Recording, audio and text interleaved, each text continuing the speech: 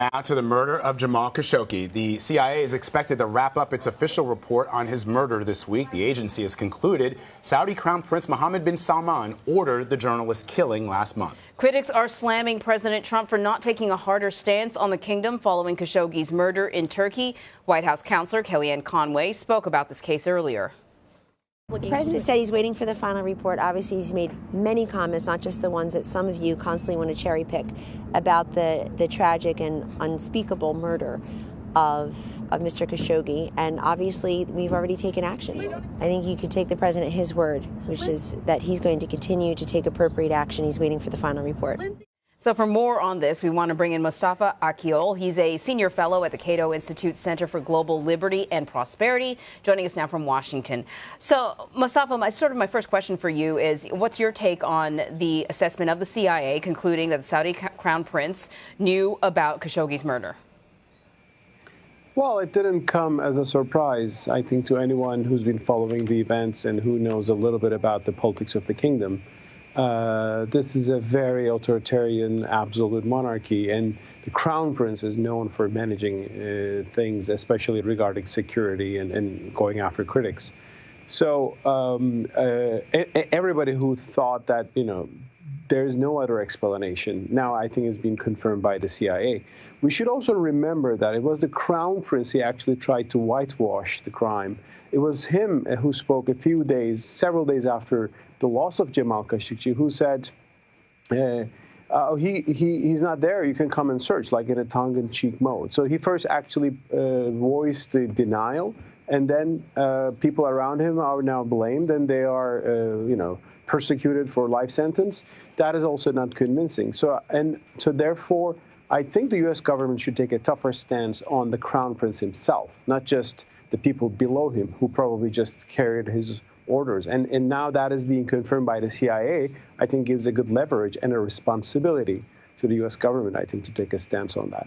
So, Mustafa, in your analysis and estimation, why do you believe the president is putting the economics above the values of the United States, in that, knowing some of the words that the president has used with regards to journalists, with regards to immigrants and refugees, has been echoed by authoritarian leaders in countries around the world, including the Philippines. We've seen the Nigerian military using some of President Trump's words to carry out its policies that Human Rights Watch say are in violation of human rights.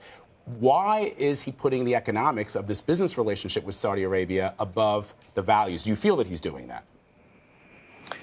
Well, he seems to be. I don't know exactly why. But, this particular administration, I think, has emphasized a disinterest in human rights issues around the world and has taken a course that is called realist. Like we just look at our interests. We have allies. We have to secure those. And those interests are there, and they should be carried out by any government. Yes, they are important for any government. But the United States has been one of the countries in the world that stood not just for interests, but also certain human rights values, for freedom, for human dignity, and for press freedom. And therefore, I don't know exactly why, but it would be a service to the United States itself, for its values, for its standing in the world, and for its image, which actually also brings some interest as well. People come to the U.S., people visit the U.S. Why? Because it's a land of freedom. People have an image about the U.S. And I think that should not be tarnished for just a very narrow-minded, like we are selling them arms kind of perspective. And those business interests, by the way, are not that great, as our colleagues at the Cato Institute have rightly documented. U.S. is not selling that many arms to the Saudis. And Saudi oil will be already in the global market, even if the U.S. didn't have a special relationship with Saudi Arabia. So what should this country then do to express its dissatisfaction? Already we have 17 Saudis that have been sanctioned because of their involvement in Khashoggi's murder. These are people that will probably, never come to the U.S. anyway. So then what's the next step? What should the Trump administration do?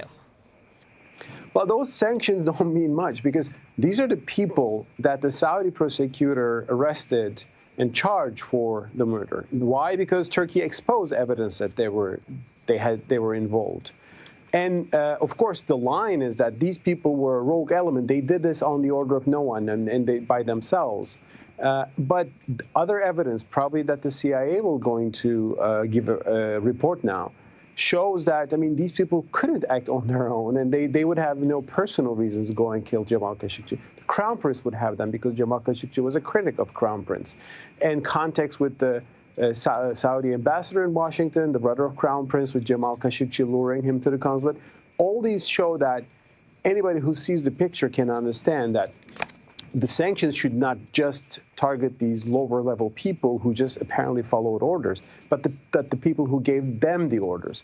And therefore, if that is not taken, if the sanctions, at least the accusation is not directed to the top, just those low-level people will not mean anything. They will, yes, never come to the U.S. anyway. Yeah, and given the amount of reporting that is coming out on an almost daily basis about this, the pressure will remain. Our suspicion is. Mustafa Akyol, thank you so much for talking to us about this. Really important. Appreciate it. Thank you.